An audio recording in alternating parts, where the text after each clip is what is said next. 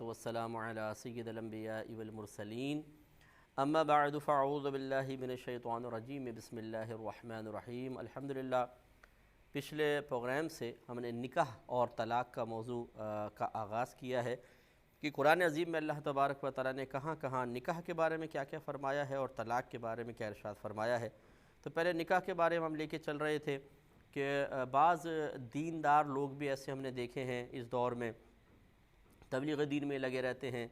और नमाज़ें पढ़ते हैं, रोज़े रखते हैं, शादी की तरफ नहीं आते हैं। जब उन्हें कहा जाए तो वो कहते हैं कि नहीं यार, शादी ब्याह करेंगे तो फिर इबादात में खलल पड़ जाएगा, तबलीग दीन हम यकसुई से नहीं कर सकेंगे। और वो शायद ये गुमान करते हैं कि इस तरीक़े से हम अपने नफ्स को कुचल रहे हैं, दबा रहे हैं,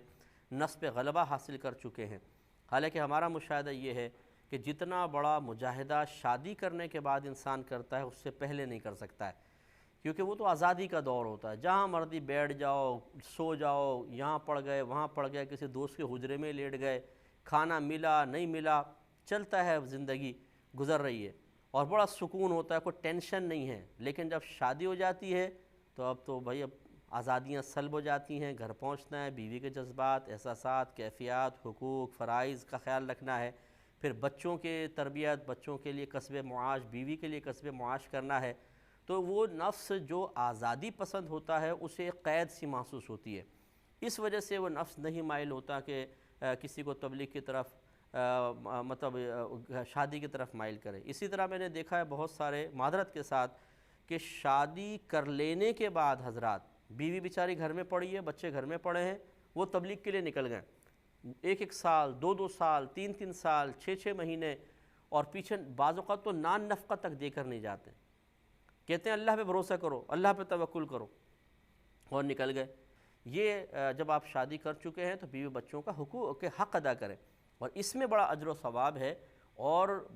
बल्कि नबी करीम सल्लल्लाहु अलैहि वसल्लम का फ़रमान ज़ीशान है कि बाज़ गुनाह ऐसे हैं जिनका कफ़ारा घर वालों की तरफ से पहुँचने वाली तकालीफ़ पर सब्र ही हो सकता है। ऐसा है। तो अब वो मतलब इस मशक्क़त से बचने के लिए या तो शादी नहीं करते, और बाद में शादी कर लेते हैं तो फिर उनको बोझ महसूस होने लगती है, बीवी और बच्चे, और वो इस तरह आज़ादाना ज़िंदगी गुजारना पसंद करते हैं। ये और जुल्म अज़ीम है। वो ये समझ रहे होते हैं कि मेरे तबलीग में दर्जे बुलंद हो रहे हैं, हालांकि बीवी बच्चों के हुकूक सल्ब कर लेने की वजह से वो बाज़ औक़ात गुनाह कबीरा के मुर्तकिब हो रहे होते हैं। यह काबरी ने वाक़या लिखा है कि अबुल हसन ख़रक़ानी साहब रहमतुल्लाह अलैह बहुत बड़े अल्लाह के वली गुज़रे हैं और हज़रत बायज़ीद बिस्तामी रहमतुल्लाह अलैह के ख़लीफ़ा हैं, उनसे मुरीद थे। एक शख्स इनसे मिलने के लिए आया, दरवाज़ा बजाया तो ज़ौजा आपकी तशरीफ़ लाई, कहा कि जी वो अबुल हसन ख़रक़ानी साहब से मिलना है। तो वो एकदम जलाल में बोली, अरे जाओ देखो बाहर होगा, और ये बड़ा शोर शराबा किया। तो वो आदमी घबरा गया कि अरे यार कैसी ज़ौजा है ये। वो निकल गया। बीवी ने बताया कि जी वो जंगल की तरफ गए थे, वो पहुंच गया। जंगल में पहुंचा तो देखा कि हज़रत अबुल हसन ख़रक़ानी साहब रहमतुल्लाह अलैह शेर पर बैठे हुए आ रहे हैं,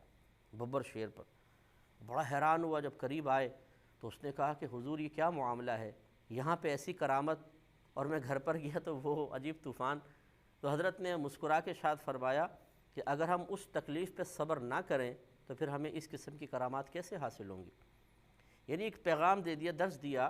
कि ये सब के साथ होता है कि वो बुज़ुर्ग हैं बहुत बड़े, लेकिन आपको पता है कि घर के अंदर जो है वो इंसान जब दाखिल होता है तो फिर वो एक आलिम की, एक मुफ्ती की, एक वली या एक नबी की हैसियत से हकीकतन मतलब इस हैसियत को पीछे कर देता है, और शौहर की हैसियत से वो जा रहा है, बाप की हैसियत से जा रहा है। ये उसकी जो शख्सियत के वस्फ़ी पहलू हैं वो गालिब आ जाते हैं, और फिर वो बीवी की तकलीफ़ पे सब्र करना और बीवी के मिजाज के मुताबिक उसको लेकर चलना, ये सब होता है। तो हज़रत ने समझाया कि ये जो बीवी की तरफ से पहुँचने वाली तकालीफ़ हैं, इससे इंसान के बहुत ज़्यादा दराजात बुलंद होते हैं। तो ये जो मुझे करामत हासिल हुई है, ये उन तकालीफ़ पर सब्र भी इसका एक वसीला और ज़रिया और सबब बना है। तो ये मसला होता है कि हमारे जो तबलीग करने वाले बहुत से भाई होते हैं, वो असल में बीवी बच्चों की तरफ से पहुँचने वाली इन तकालीफ़ पर सब्र नहीं कर पाते हैं, और उनको अपनी आज़ादी सल्ब होती महसूस होती है, उनका नफ्स आज़ादी पसंद हो जाता है। तो हम जो ये हदीस बयान कर रहे थे, बुखारी की 4675 नंबर हदीस थी, इस पर हमारा कलाम चल रहा था कि 3 सहाबी नबी करीम सल्लल्लाहु अलैहि वसल्लम के पास हाज़िर हुए। आप घर में नहीं थे तो ज़ौजा मोहतरमा से पर्दे में रहकर क्वेश्चन किया गया कि सरकार सल्लल्लाहु अलैहि वसल्लम का अमल मुबारक क्या है جب بتایا گیا تو انہوں نے اس کو قلیل گمان کیا، یعنی وہ یہ سمجھ رہے تھے کہ بہت زیادہ سختی، ریاضت اور مجاہدے ہوں گے، حالانکہ سرکار کا عمل بڑا نارمل سا تھا، روزے بھی رکھ رہے ہیں، افطار بھی کر رہے ہیں، جیسے ایک دن روزہ رکھ لیا، 2-4 دن تک کچھ نہیں، جیسے سرکار ہر مہینے کی 13، 14، 15 کو روزے رکھتے تھے، یہ بھی ایک سنت ہے، پیر کو، جمعرات کو بھی روزہ رکھنا ثابت ہے، باقی دن افطار بھی فرمایا کرتے تھے۔ اسی طریقے سے رات میں پوری رات بعض اوقات سوتے تھے، آخری وقت میں تہجد آپ نے پڑھ لی، اور پھر آپ کو معلوم ہے ایک روایت کے مطابق 9 اور ایک روایت کے مطابق 11 ازواج تھیں، پھر تمام اپنے ازواج کے درمیان باریاں مقرر تھیں، ایک ایک رات آپ سب کے پاس رہتے تھے، ان کے جذبات کا، احساسات کا، ضروریات کا خیال کرنا۔ اس طریقے سے رحمت کونین صلی اللہ علیہ وسلم نے اپنے آپ کو رول ماڈل بنا کے پیش کیا، تو ان صحابہ نے سمجھا کہ بہت زیادہ عمل کر رہے ہوں گے، لیکن جب یہ نظر آیا تو وہ قلیل گمان کیا، لیکن پھر آپس میں کہنے لگے کہ آپ تو اللہ کے نبی ہیں اور اللہ تبارک و تعالیٰ نے تو آپ سے مغفرت کے وعدے فرما لیے ہیں، تو آپ کے لیے تو تھوڑا سا عمل بھی بہت ہے، لیکن ہمارے سے تو ایسا وعدہ نہیں ہے، تو ہمیں زیادہ عمل کرنا چاہیے۔ اب ان تینوں نے یہ کہا، ایک نے کہا کہ میں ہر رات اٹھ کے نمازیں پڑھتا رہوں گا، دوسرے صحابی کہنے لگے کہ میں ہمیشہ روزہ رکھوں گا، کوئی افطاری نہیں کروں گا، یعنی کوئی ناغہ نہیں کروں گا، دن نہیں چھوڑوں گا روزے سے، اور تیسرے صحابی نے فرمایا کہ میں عورتوں سے جدا رہوں گا، نکاح نہیں کروں گا۔ جب رحمت کونین صلی اللہ علیہ وسلم تشریف لائے، یہ چلے گئے، واپس آئے، سرکار آئے تشریف لا کے جب سنا کہ ایسا ایسا کہا ہے تو جلال میں آ گئے، اور ان کے پاس گئے اور فرمایا تم نے ایسا ایسا کہا ہے، اور پھر فرمایا کہ خدا کی قسم میں تم میں سب سے زیادہ اللہ کا خوف رکھنے والا ہوں، اور تم میں سب سے زیادہ تقوی والا ہوں، اللہ تعالیٰ کے لیے تقوی اختیار کرنے والا ہوں، لیکن اس کے باوجود میں روزے بھی رکھتا ہوں، افطار بھی کرتا ہوں، میں رات کو سوتا بھی ہوں، اور میں نماز بھی پڑھتا ہوں، اور ارشاد فرمایا اور میں عورتوں سے نکاح بھی کرتا ہوں، اور پھر ارشاد فرمایا کہ فمن رغب عن سنتی فلیس منی، جو میری سنت سے بے رغبت ہوا وہ مجھ سے نہیں۔ تو جو تبلیغ دین کرنے والے خاص طور پہ افراد ہیں، میں ان سے دائرہ ادب میں رہ کے کویسچن کرتا ہوں، ذرا یہ بتائیے کہ آپ کس چیز کی تبلیغ کر رہے ہیں لوگوں کو؟ جو اس طرح کی حرکتیں کر رہے ہیں کہ یا تو شادی نہیں کرتے ہیں، ماں کہہ رہی ہے بیٹا شادی کر لے، کوئی بہو آ جائے گھر کے اندر تو ہماری نسلیں بڑھیں آگے اور مجھے بھی سہارا مل جائے، بیٹا تبلیغ کے لیے نکلا ہوا ہے، ماں کا کہنا نہیں مان رہا، والد صاحب کا کہنا نہیں مان رہا ہے، اور کچھ ایسے ہیں جو شادی کرنے کے بعد سمجھتے ہیں اب یہ سر میں کیا مصیبت آ کے پڑ گئی، تو بھائی نکلو، آزادی حاصل کرو، بیوی بیچاری گھر میں پڑی ہوئی ہے، بچے گھر میں پڑے ہوئے ہیں، یہ خیال نہیں ہے کہ بچوں کی تربیت کون کرے گا، اور خدا نخواستہ اگر بیوی کے حقوق ادا نہیں کیے، وہ گناہ میں مبتلا ہو گئی تو اس کا وبال کس پر ہوگا، اور وہ جا کے بڑی بڑی باتیں کر رہے ہوتے ہیں لوگوں کے سامنے کہ جی ایسا کریں ویسا کریں، اور سنتوں پہ عمل کریں، اور فلاں کریں اور فلاں کریں۔ تو ان کو یہ سوچنا چاہیے کہ سرکار نے ارشاد فرمایا کہ جو میری سنت سے بے رغبت ہوا وہ مجھ سے نہیں ہے۔ سورہ نساء آیت نمبر 3 میں اللہ تعالیٰ نے نکاح کا حکم ارشاد فرمایا اور عورتوں کی تعداد شادی کی بیان فرمائی۔ ارشاد ہوتا ہے کہ فَانْكِحُوا مَا طَابَ لَكُم مِّنَ النِّسَاءِ مَثْنَىٰ وَثُلَاثَ وَرُبَاعَ۔ اللہ تعالیٰ فرماتا ہے کہ تم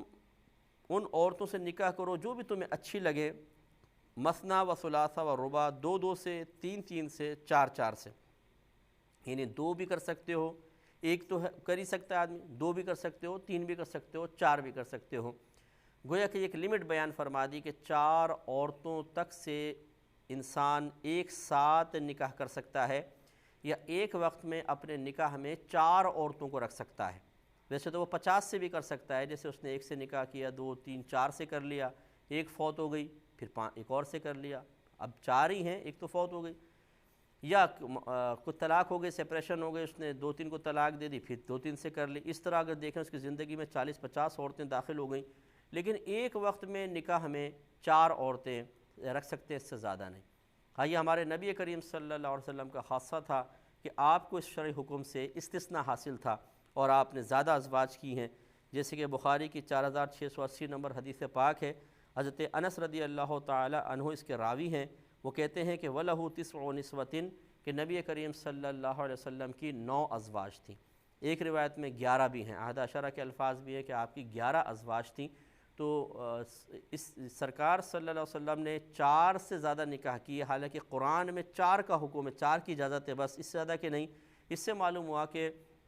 ہمارے نبی کریم صلی اللہ علیہ وسلم کو شرعی احکام کے سلسلے میں، بہت سے شرعی احکام کے سلسلے میں استثناء حاصل تھا، یعنی اللہ تبارک و تعالیٰ نے آپ کو کچھ شرعی احکام کا پابند نہیں رکھا ہے، اس کے سے باہر نکلنے کی آپ کو اجازت مرحمت فرمائی ہے،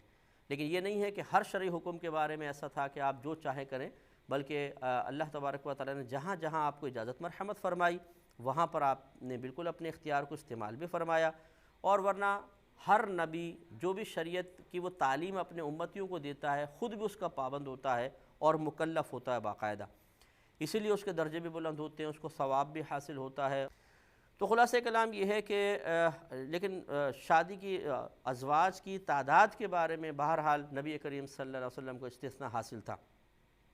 اس سے معلوم ہوا کہ فنکحوا سے نکاح کی اجازت حاصل ہوئی کہ نکاح کر سکتے ہیں، اور مثنیٰ و ثلاثہ و رباع سے اجازت حاصل ہوئی کہ دو دو تین تین چار چار عورتوں سے نکاح ہو سکتا ہے۔ لیکن آگے دیکھیں بہت پیاری بات ہے، فَإِنْ خِفْتُمْ أَلَّا تَعْدِلُوا، پھر اگر تم اس بات کا خوف رکھو کہ آپس میں عورتوں میں عدل نہ کر سکو گے، انصاف نہ کر سکو گے، فَوَاحِدَةٌ، تو پھر ایک عورت سے ہی نکاح کرو۔ اب ہمارے بھائی صاحب یہ پہلے کی تو دیکھ لیتے ہیں مثنیٰ و ثلاثہ و رباع، اور بڑے اچھلتے ہیں اور خوش ہوتے ہیں، یہ میں 4 کی اجازت ہے، تو ذرا اگلی آیت کا حصہ بھی تو آیت کا اگلا حصہ بھی تو پڑھ لیجئے۔ سورہ نساء کی آیت نمبر 3 ہے کہ اگر تم یہ خوف رکھو کہ عدل نہ کر سکو گے تو پھر ایک سے نکاح کرو، پھر 2 کی اجازت بھی نہیں ہے، 3 4 تو آگے کی بات ہے۔ ابھی جو بیچارے دیوانے ہو کے دوسری بیوی کے خواب دیکھ رہے ہوتے ہیں، اور دوسری کیا تیسری اور چوتھی کے بھی دیکھ رہے ہوتے ہیں، موقع مل جائے تو 4 بھی کر ڈالیں، انہیں میرا جو مشاہدہ ہے اکثر، کیونکہ یہ میرا تو شرعی احکام کا بیان، لوگوں کے کیسز سننا، مسائل سننا، یہی الحمدللہ رات دن ہمارا مسئلہ چلتا رہتا ہے، تو ہم نے دیکھا ہے کہ 2 شادیاں کرنے والے، 3 شادیاں کرنے والے جو لوگ ہیں، انہیں یہی نہیں پتہ ہوتا کہ بیویوں کے اندر عدل و انصاف کیسے قائم کرنا ہے، یعنی شرعی حکم کچھ نہیں سیکھا ہوتا، شرعی احکام سے کوسوں دور پڑے ہوئے ہیں، بس بیویاں جمع کرنے کا شوق ہے، ایک کے بعد دوسری، دوسری کے بعد تیسری۔ ارے بھائی جان، آپ کو اگر مثنیٰ و ثلاثہ و رباع کے ذریعے اجازت دی گئی ہے تو پھر آگے بھی اللہ نے فرمایا ہے کہ اگر تم عدل و انصاف نہ کر سکو تو ایک سے نکاح کرو۔ تو وہ یہ نہیں دیکھتے کہ اب میں عدل کر پا رہا ہوں کہ نہیں، اور اتنی غلط پھر رویہ اختیار کرتے ہیں کہ پہلی بیوی سے بچے بھی ہیں، بیوی ہے لڑ جھگڑ کے یا چپکے سے دوسری شادی کر لی، اب جب وہ پہلی بیوی کو پتہ چلا اور وہ کھڑی ہوئی سلطان راہی بن کے گھنڈاسا لے کر، تو پھر وہ ڈر کے خوف زدہ ہو کے دوسری کو چھوڑ دیا، اس کی زندگی خراب کی، اور یا پھر پہلی کو چھوڑ دیتے ہیں دوسری کے ساتھ چلے جاتے ہیں، ایسا بھی ہوا ہے، پوری زندگی چھوڑ کے چلے گئے ہیں، 20 سال عورت نے خود اپنے بچوں کو سنبھالا ہے، تعلیم دی ہے، ان کو جوان کیا ہے۔ ایسے بھی کیسز ہمارے سامنے آئے کہ جب بچے جوان ہو گئے سب کچھ، وہ دوسری نے دھکا دے کے باہر نکال دیا آخری وقت میں، تو وہ پہلے والوں کے پاس آ گئے، جی مجھے رکھ لو۔ یعنی پوری زندگی آپ نے اتنا ظلم و ستم کیا، نہ بیوی کا حق ادا کیا، نہ اپنے فرائض کا آپ کو دھیان تھا، نہ اولاد کو باپ کی شفقت دی، اب جب وہ بڑے ہو گئے تو پہنچ گئے جی مجھے رکھ لیجئے، میں معافی چاہتا ہوں، مجھے معاف کر دیں۔ تو اب بہرحال اچھا سلوک تو کرنے کا ہی حکم ہے، اور ایسے ہم جو بہنیں ہیں، ایسے بچے ہیں، ان کو ہمارا مشورہ تو یہ ہوگا کہ بہرحال وہ باپ ہے، اس کو قبول کریں اور اس کی خدمت کریں اور اس کا بدلہ اللہ تعالیٰ سے ہی چاہیں۔ لیکن یہ خود اس آدمی کو سوچنا چاہیے کہ تم نے جب اپنی نفسانی خواہش کی تکمیل کا موقع آیا تو تم نے کیا ان کے ساتھ ظلم و ستم کیا، اب تم معصوم بن کے ان کے قدموں میں آ کے گر گئے، بری بات ہے، بہت بری بات ہے، ایسا نہیں ہونا چاہیے۔ اور جو دوسری شادی کرنے والے حضرات ہیں، جو بہنیں ان سے کر رہی ہیں، ان کو پتہ ہے کہ ان کی پہلی بھی زوجہ ہے، تو پہلے اچھی طریقے سے ایک ماحول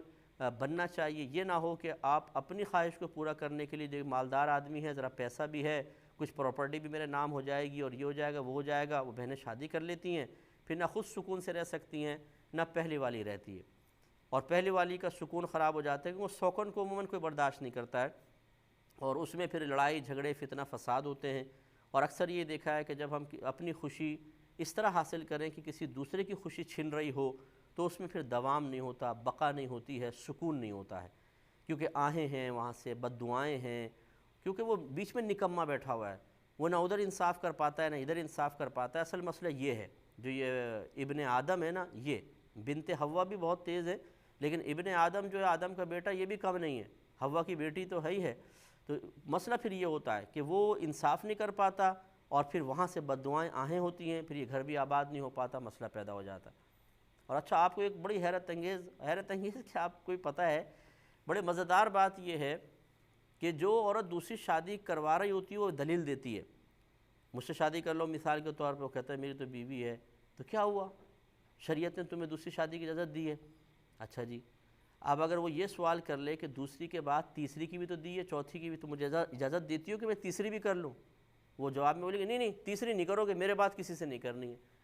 تو جو چیز آپ اپنے لیے ناپسند کر رہی ہیں کہ مجھ پر مزید سوکن نہ آئے، تو پھر سوچئے کہ پہلی والی کا کیا معاملہ ہے۔